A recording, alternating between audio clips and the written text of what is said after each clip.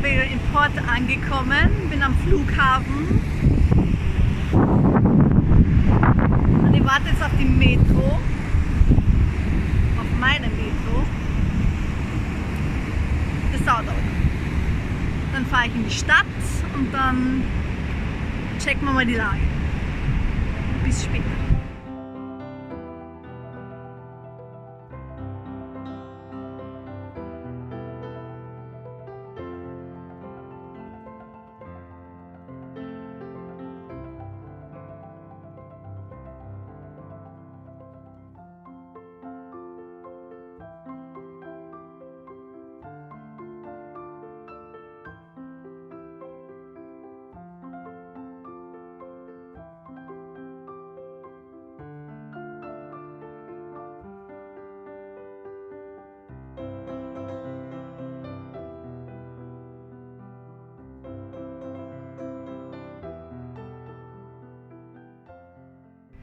So, ich bin gerade beim Gasthaus angekommen, da werden wir gleich mal einchecken.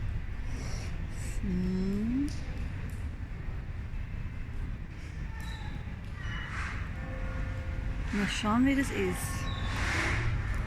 Ich bin schon 16.000 Schritte gegangen. Ich sollte vielleicht ein bisschen langsamer machen. Aber egal.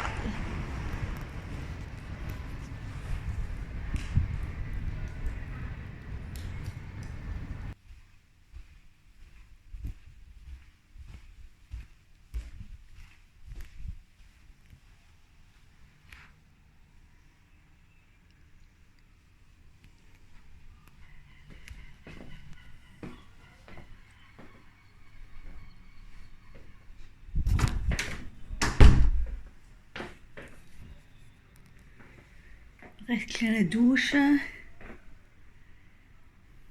aber ist okay für ein einfaches Gasthaus. Zimmer für einen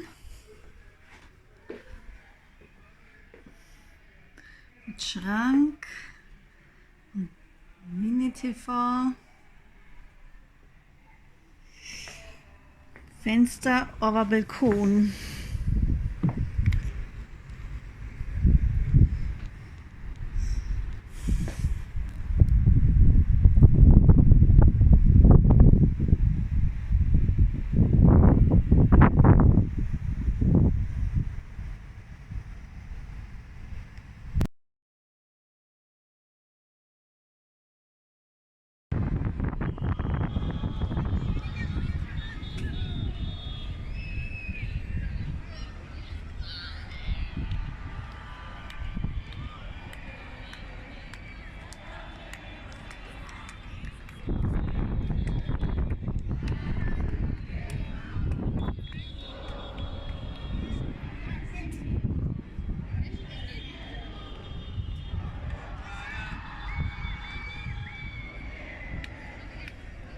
In Porto geht es halt voll zu. Ich glaube, da ist irgendwas wegen Fußball. Alle ticken voll aus.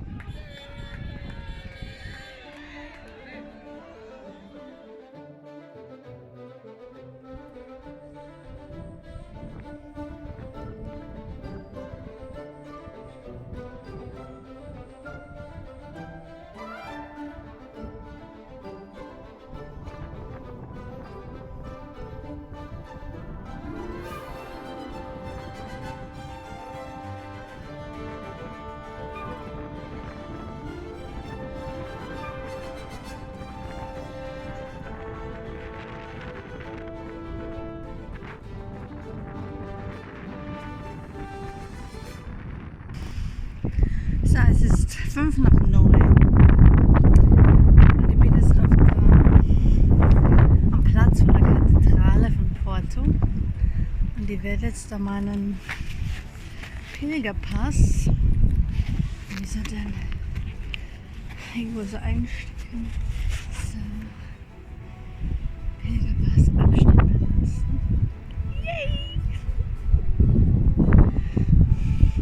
Es ist ein bisschen windig, bewölkt und es tröpfelt zwischenzeitlich.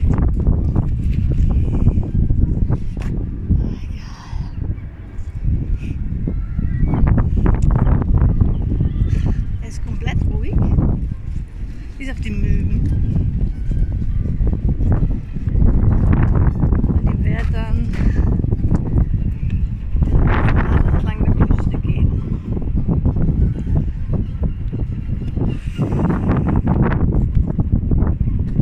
Auf geht's!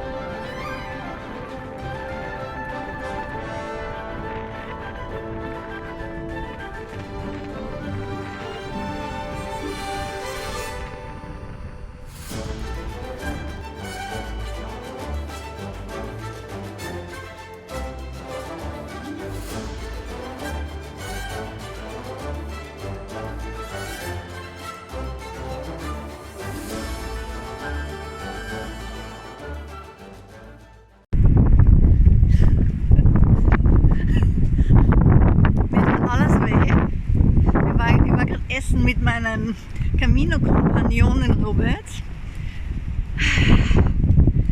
Ich habe jetzt nur noch 850 Meter zur Herberge in La Bruche.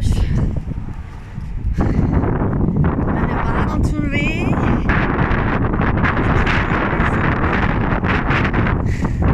Und meine Zehen.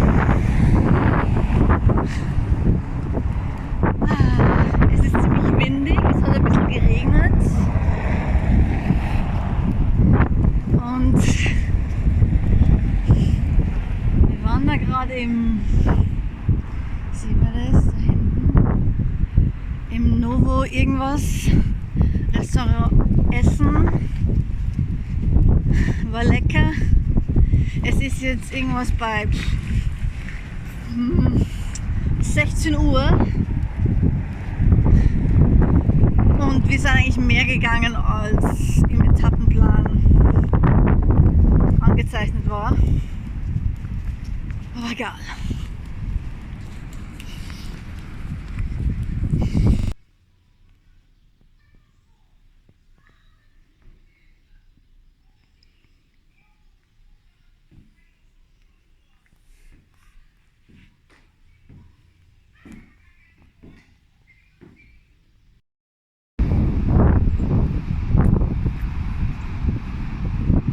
Tag 2. Wir gehen jetzt von La Bruche weg. Es ist jetzt später, knapp 10 Uhr. Wir gehen heute nur maximal 14 Kilometer bis Pavot da Fassim. Und jetzt suchen wir schnell den gelben Pfeil. Here it is. No? Ja, das war meine Unterkunft. So, weiter geht's. Mir tun Dinge weh, die ich nicht wusste, dass ich habe. Irgendwie linkes Bein, also linke Knieseite. Und irgendwie bis zur Hüfte zieht es ein bisschen. Ich habe ein bisschen Muskelkater in den Wadeln. Und auf der rechten Ferse eine große Blase. Die habe ich jetzt getaped und verarztet. Ja. Und jetzt geht es weiter entlang der Küste. Yay!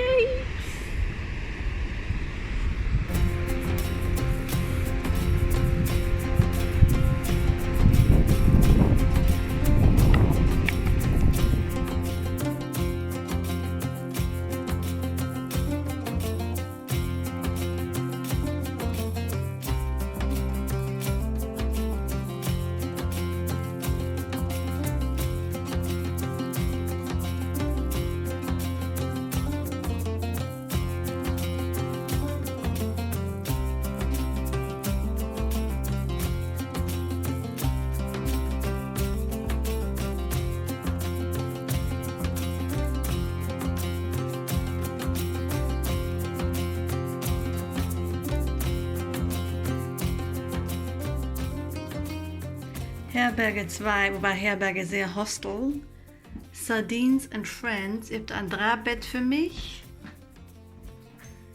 Check-in war einfach, Schlüsselcode wurde per WhatsApp geschickt.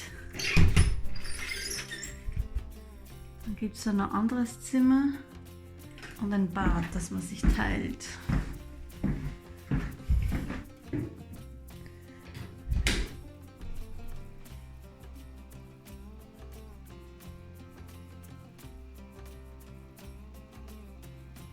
Ja, ist okay.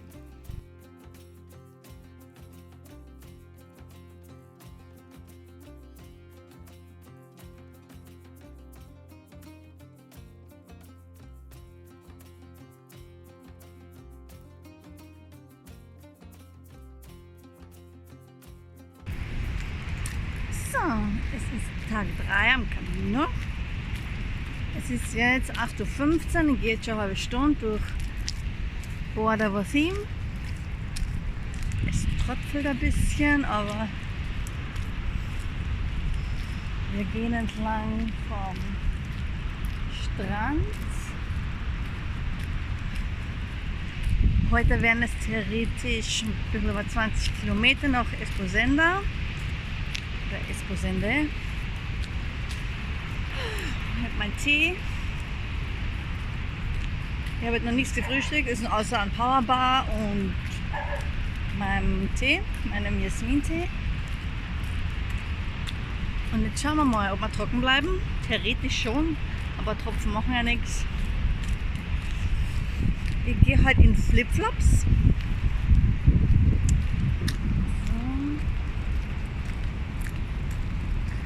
Damit meine Blasen eigentlich trocknen. Ich habe mir nur ein Pflaster zwischen den Zähnen reingeklebt, damit die Flipflops nicht stören. So, jetzt checken wir mal die Aussicht.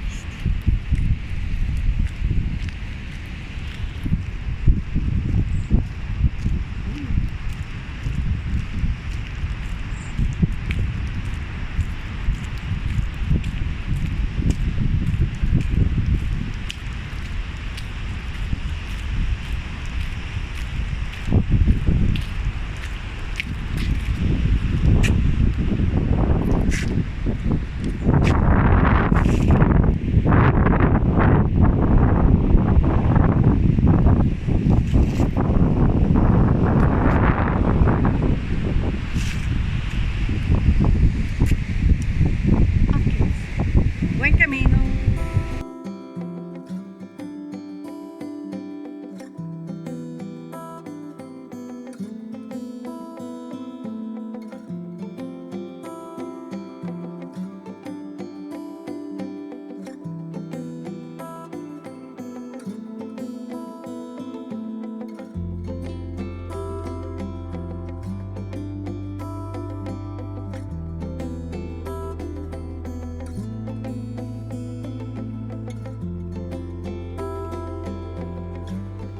Mitten im Eukalyptuswald.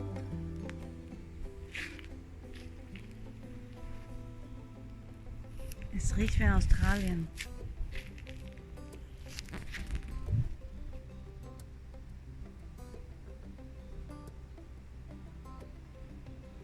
Circa eine Stunde zu gehen. Mein Hostel, also meine Pilgerherberge, hebt man nicht ab.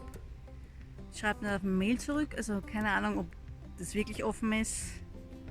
Wie auf der App beschrieben. Mal schauen. Aber es wird circa, ja, nicht einmal eine Stunde, 3,2 Kilometer. Circa 3/4 Stunde. Schauen wir mal.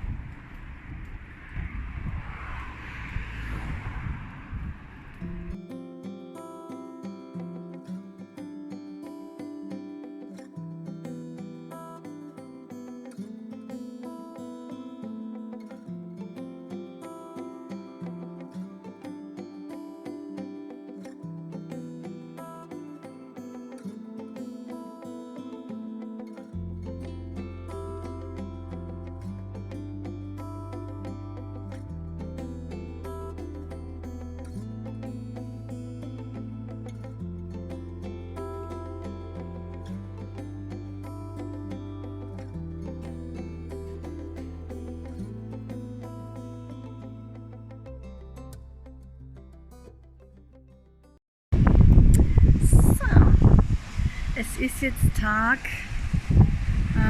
5 und ich bin auf dem Busbahnhof in Esposende. Ich bin einfach, ich habe gestern meinen Ruhetag gehabt und jetzt, weil das Knie ja immer nicht gescheit ist, ganz gut, das ist schon besser, aber jetzt nehme ich einfach den Bus nach Camino und da fahren wir 12 Uhr weg vom Busbahnhof. Kostet 9 €, dauert ca. eine Stunde und ich habe wieder meinen Plan eingehalten.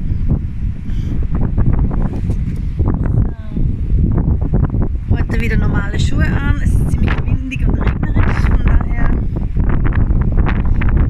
werden wir wenigstens noch draußen gehen. Irgendwie so eine ziemlich tote Hose. Es ist der 23. Dezember, also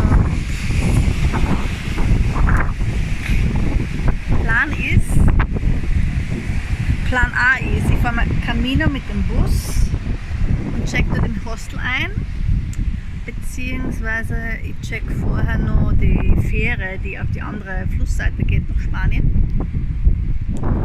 Und es ist ja die Frage, ob am 24. die Fähre nach Spanien rüber geht. Jetzt würde ich das heute noch checken.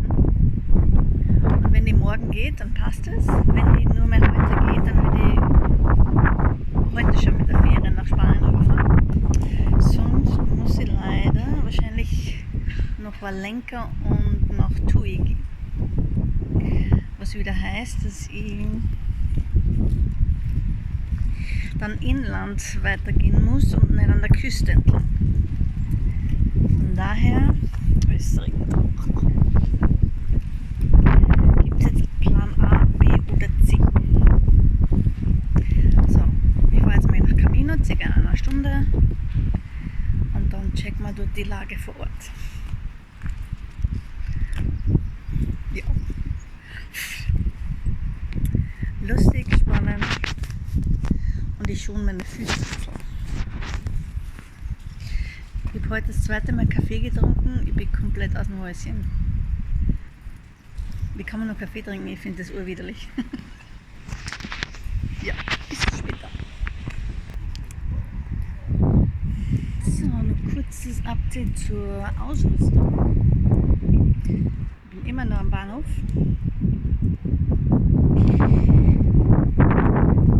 Bis jetzt habe ich alles angehabt, was ich im Rucksack habe. Bis auf meine schwarze Bluse, die ja eher für Weihnachten und die Feiertage reserviert sind. Und die Handschuhe. Die Handschuhe sind komplett für die Fische. Was würde ich beim nächsten Mal ändern? Meine Softshelljacke ist fast ein bisschen zu heiß. Sie hilft extrem gegen Regen und Wind. Wenn ich sage, ich habe nur ein T-Shirt an oder Shirt an, dann ist es auch okay. Aber in Wahrheit renne ich ständig mit einer der Westen herum, T-Shirt drunter, that's it. Da würde wahrscheinlich beim nächsten Mal nur einfach die Regen- und Winterjacke reichen, dann wäre es einen Ticken leichter. Und zu den Schuhen. Nächstes Mal würde ich nur meine Laufschuhe mitnehmen, die sind ein bisschen leichter und ein bisschen atmungsaktiver als die. Die haben zwar super Grip, wahrscheinlich für Norte ganz nötig. Aber für jetzt, es hätten echt die Laufschuhe gereicht. Vor allem mit den Wandersocken, den Sommerwandersocken. Die würde ich nicht mehr anziehen, die sind viel zu heiß. Deswegen habe ich am ersten Tag dann Blasen gehabt, weil meine Füße abgebrannt sind. Also dünnere Socken, nur Laufschuhe, ohne Handschuhe und eine dünnere Jacke. Ansonsten meine Fitnessuhr ist glaube ich nicht sehr korrekt. Also jede Handbewegung zählt schon Schritt und ich habe da Kilometer raufgebügelt. Das kann so nicht stimmen. Der Rest passt eigentlich. Auch das Porridge, da ist mittlerweile die Hälfte weg. Den Tee habe ich verwendet, ich nehme Tee. Was soll ich noch erzählen?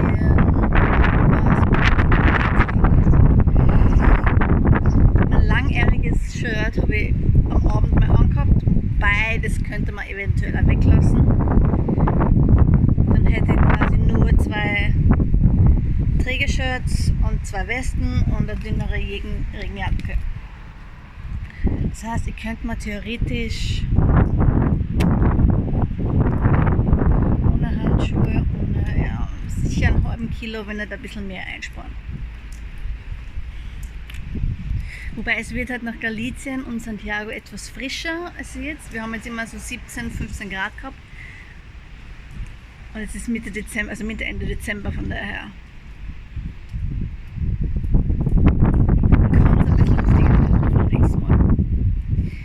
Ja, was haben wir noch? Was könnt ihr nur einsparen?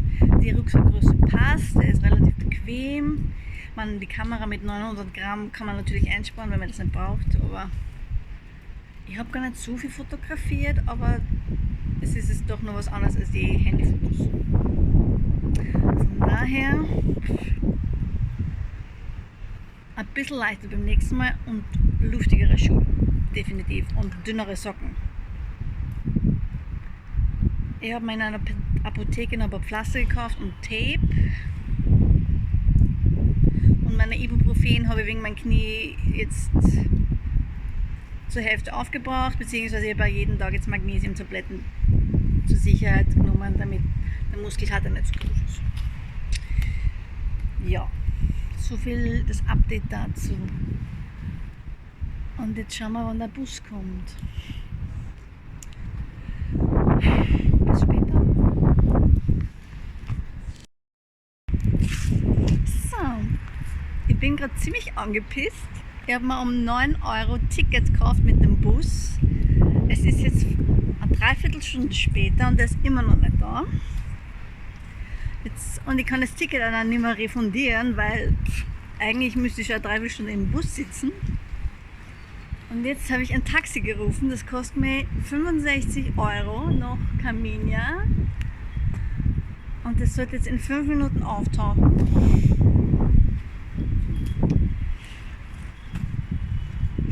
Ohne Worte. Ach. Oh, da ruft mir an, da ruft. Es ist ein Wahnsinn. Jetzt ruft mir der Taxer schon zum 3. Mal an, weil ich gefragt habe, Cash oder Tarjeta de Crédito, also Kreditkarte. Er ist ein bisschen verwirrt oder überfordert mit meiner Anfrage, offensichtlich. Ich will doch noch weiter. Ist doch geil. Jetzt warte, dann kommt er in 10 Minuten und dann. Und der Bus ist immer noch nicht da, also ich pfeife jetzt echt drauf. Ich gönne mir diese 65 Euro.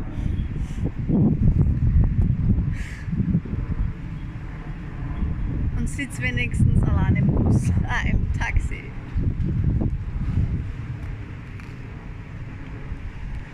Furchtbar.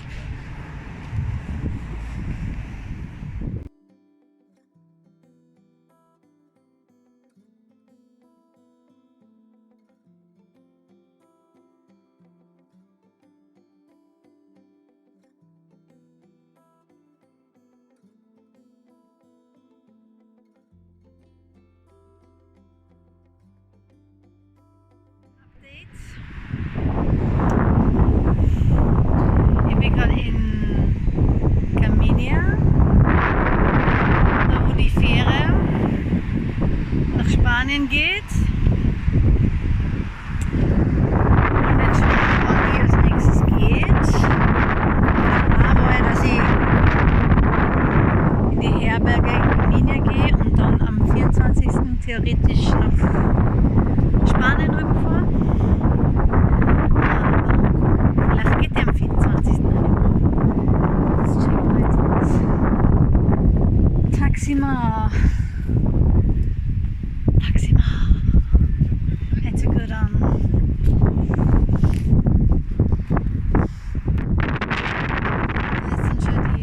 spanische Grenze, also portugiesisch-spanische Grenze.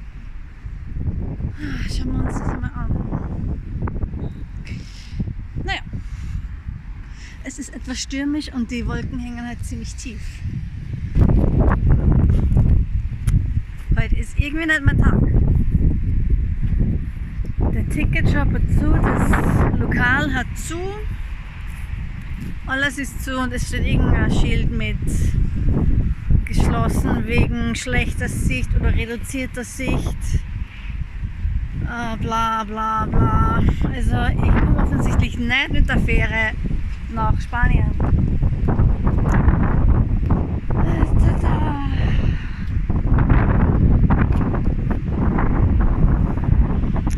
Okay. Ich werde jetzt in die Herberge gehen und schauen, was ich morgen mache. Oh, scheiße. Ich habe am Anfang gesagt, ich werde mich sicher durchschlagen und heute ist so ein Tag, wo ich mich definitiv durchschlagen muss. Es funktioniert nichts. Kein Bus kommt, kein Boot geht, Knie tut weh. Ich war gerade aber im Supermarkt, habe mir eine Packung Spaghetti gekauft und 3 Äpfel.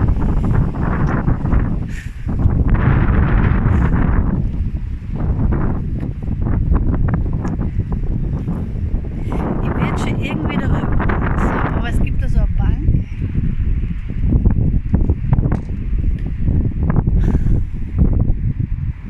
Ja, egal. Ich werde schon irgendwie da umkommen. Koste es, was es wolle. Und wenn ich wieder ein Taxi nehme, das mir dann 50 Euro kostet, egal. Das Taxi war übrigens günstiger und er ist mit mir im Zickzack durch die Pampa gefahren, weil die Ausfahrt nach Camino wegen Unfall gesperrt war. Jetzt haben wir irgendwie ganz lustig irgendwo durch den Wald gefahren.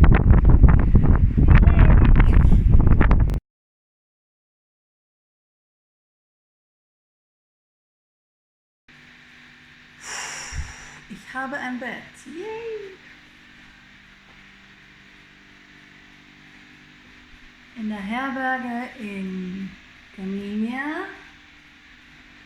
Wieder komplett für mich alleine. In irgendeinem Keller. Ja, es bleibt spannend. Man muss offensichtlich schon ziemlich zeitlich draußen sein.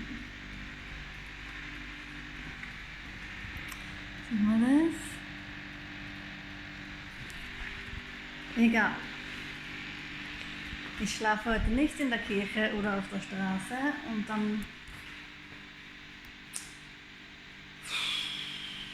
heute war ziemlich zach. Ziemlich zach.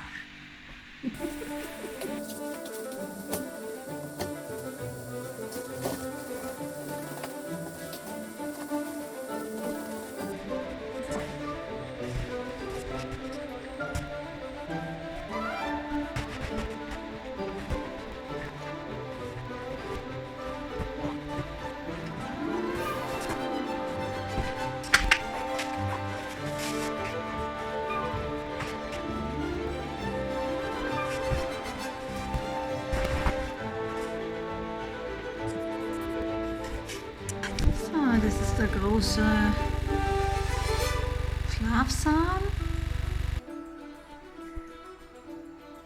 Da gibt es einen Flur mit WCs.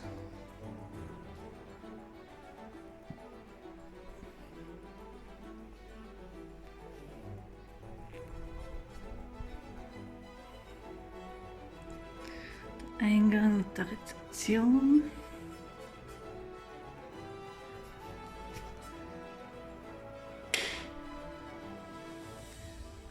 Küche.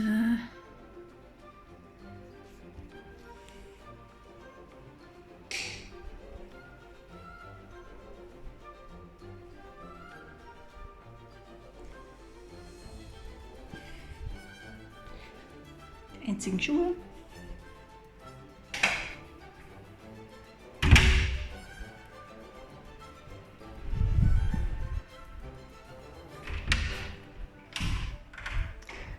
Herrenbad.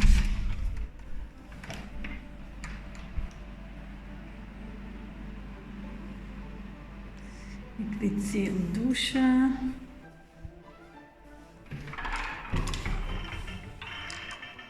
Licht.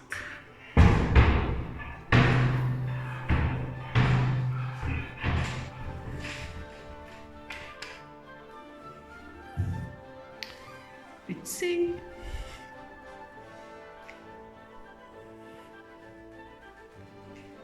Die Dusche.